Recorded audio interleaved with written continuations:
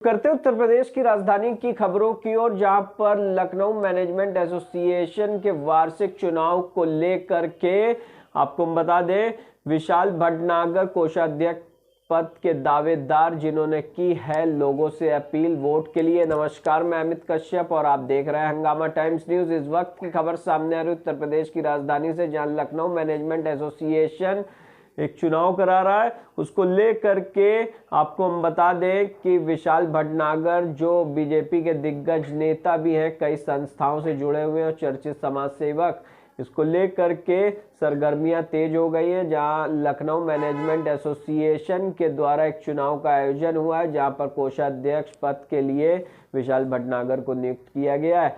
Arm forces में भी as अधिवक्ता तैनात है। आइए दिखाते हैं आपको एक विशेष रिपोर्ट। एकता गुप्ता, चीफ सब एडिटर, हंगामा टाइम्स न्यूज की एक विशेष रिपोर्ट पर नजर। Greetings, my fellow members, Lucknow Management Association. This is Vishal Bhatnagar. By profession, I'm a company secretary and the lawyer. I'm practicing law in the High Court as well as in the Armed Forces Tribunal from past almost 20 years. I am having a professional qualification of being an MBA from IMI Belgium. That means I have a managerial capabilities as well as the professional knowledge. Company secretarial and legal knowledge makes me a legal master guy, and I think for this particular post which I am contesting in the forthcoming election of LMA, that is of treasurer, I think myself as a best suitable professionally qualified candidate for this particular job, and I hope that you honorable members would certainly cast your precious vote and give your support to me. Thank you. नमस्कार, मैं एकता और आप देख रहे हैं HT news media. हंगामा times आपका प्रिय चैनल की उत्तर प्रदेश की सारी खबरें हम आप तक पहुंचाते हैं, उन खास शख्सियतों से मुलाकात कराते हैं जिन्होंने अपने समय को, बड़े ही महत्वपूर्ण समय को समाज को दिया है, परिवार से हट के समाज के लिए समय निकाला है, समाज सेवा करी है, लेकिन कहीं ना कहीं उन्होंने समाज से कुछ लिया नहीं, समाज को दिया है। ऐसे बहुत सारे चेहरे आज हमारे साथ विशाल भटनागर जी हैं, उनसे जानते हैं कि उनका जर्नी, यानी कि अभी तक विशाल भटनागर को लोग जानते हैं, हम जानते हैं, विस्तार से उनके बारे में जाने। समाज सेवा तो वो करते हैं, समाज के लिए बहुत कुछ उन्होंने किया भी है, कई संस्थाओं का उनका योगदान उनमें रहा है। लेकिन विशाल भटनागर के बारे में जानते, उनकी जर्नी के बारे में जानते, पढ़ाई लिखाई के बारे में जानते, फैमिली के बारे में जानते हैं। आज विशाल भटनागर को नहीं, आज विशाल को जानते। सर, आपका स्वागत है हंगामा टाइम्स में। हम जानना चाहते हैं विशाल क्या है? नाम के अनुसार बहुत बड़ा विशाल का है, व्यक्तित्व रखने वाले विशाल क्या है? First of all, thank you so much इतनी तारीफ के लिए। As far as my introduction is concerned, I'm a practicing lawyer in the Armed Forces Tribunal and as well as in the High Court. Or I have a couple of other degrees which include company secretaryship and I have done an MBA from IMI Belgium. तो इस प्रकार मुझे foreign exposure भी है, Belgium का है, मिलान में मैं काफ़ी टाइम रहा, इटली में, और मीनवाइल उसमें पूरा almost all of the Europe मैंने कवर कर रखा है because of the MBA program. और पास्ट 20 ईयर्स से मैं I am practicing as a lawyer. तो मैं जो सर्विस मैटर्स होते हैं डिफेंस के वो देखता हूँ प्राइमरीली, और कंपनी सेक्रेटरी होने की वजह से कंपनी मैटर्स भी मैं टेकअप करता हूँ। तो ये तो मेरा प्रोफेशनल इंट्रोडक्शन था। बाकी फैमिली बैकग्राउंड ये है कि मेरे father he was an class 1 gazetted officer, he was an executive engineer in PWD।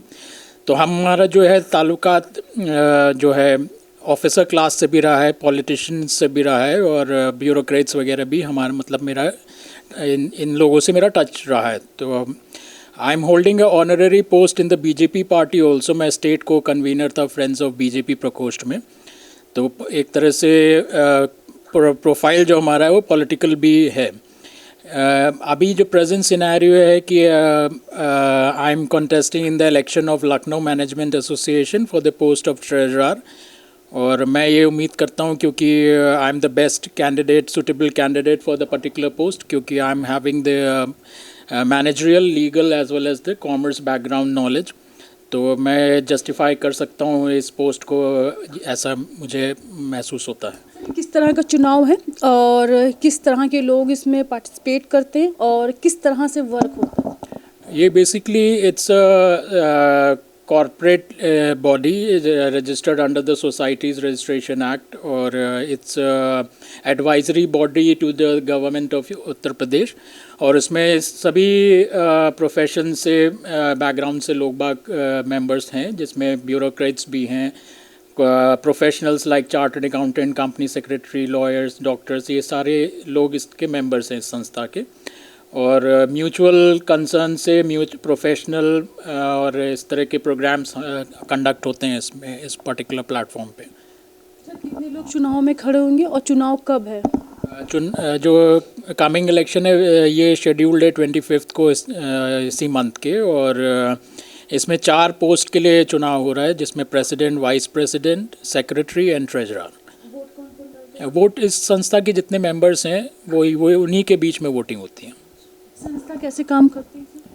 जैसा कि मैंने बताया कि ये सोसाइटीज़ रजिस्ट्रेशन एक्ट के अंडर रजिस्टर्ड सोसाइटी है, बॉडी है, और ये एडवाइजरी रोल प्ले करती है गवर्नमेंट ऑफ उत्तर प्रदेश को।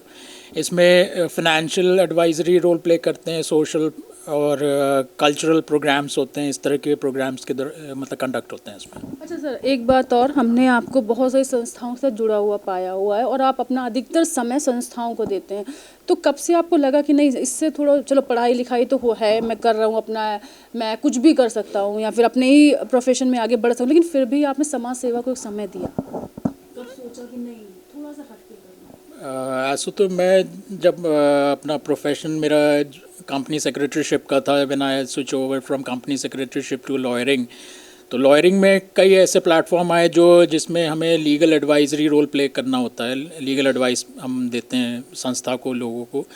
तो उसी श्रृंखला में I came in contact with lot many organization like human rights association and this particular LMA also. तो उसमें हमारा मेजर रोल, तो इंट्रोडक्टरी रोल हमारा इसी तरह था कि हमने लीगल एडवाइस और लीगल सर्विसेज देना प्रारंभ किया था। फिर later on it switch over to the public as well as social also. और एक सवाल जो इस समय है, 22 तारीख को प्राण प्रतिष्ठा है अयोध्या में, पूरा लखनऊ में एकदम राममय है, पूरा वातावरण राममय है, भारत से छोड़ के विदेशों की बात करें वहाँ भी एकदम राम का नाम जा रहा है, लेकिन इसको आप किस तरह देखते हैं सब? कहीं कहीं लोग इसको वो चुनाव से लेके जोड़ते हैं कि चुनाव आने, इसलिए मंदिर पूरा होने से पहले प्राण प्रतिष्ठा हो रही है। कुछ लोग कहना नहीं, आस्था है भाई, सब कुछ बंद करो, आस्था को आगे रखो। देखिए, since we are the citizen of this particular country which support secularism, तो अगर हम इंडिया के पॉइंट ऑफ व्यू से देखें, we are having multiple religions. एक कोई पर्टिकुलर रिलीजन तो नहीं है हमारे देश में, और भारत सरकार किसी एक पर्टिकुलर रिलीजन को सपोर्ट नहीं करती है, वो सेकुलर है।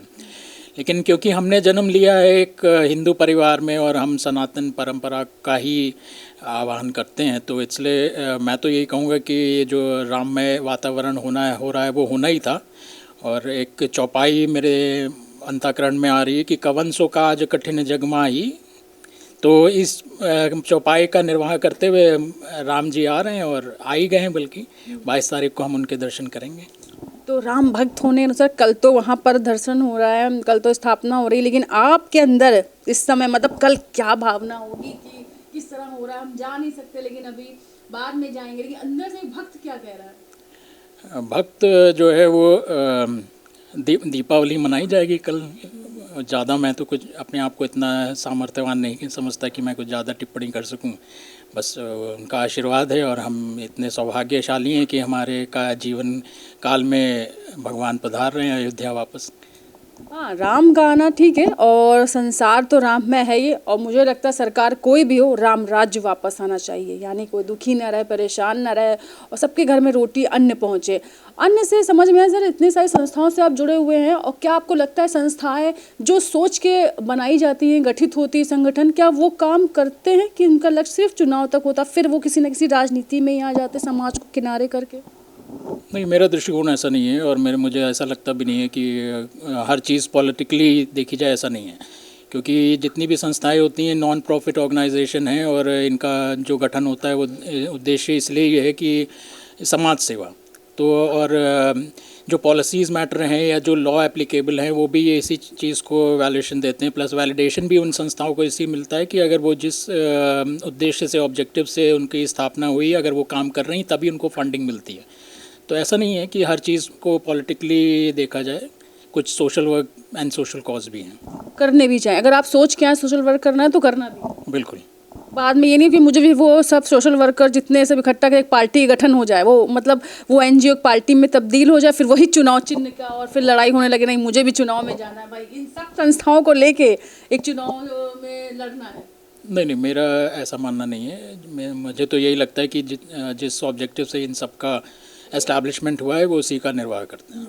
तो ये थे हमारे साथ विशाल भटनागर, जिनसे हमने बात की राम के बारे में, उनकी बात की उनके कैरियर के बारे में, बात की हमने उनके आने चुनाव के बारे में। एक बहुत बड़ा दायित्व उनके कंधों पे है जो इस समय काफ़ी लंबे समय से निर्वाह कर रहे हैं, कई संस्थाओं को अपना योगदान देते हैं, कई सारे काम उन्होंने किए हैं, लेकिन एक सबसे बड़ा काम जो वो करते हैं समाज सेवा। समाज के लिए उन्होंने अपना समय दिया है, वक्त दिया है, अपनी शिक्षा दीक्षा दी है, लोगों को समझाया है कि समाज सेवा क्या है, किस तरह आप कर सकते हो, जो सोचा है उसे करना है।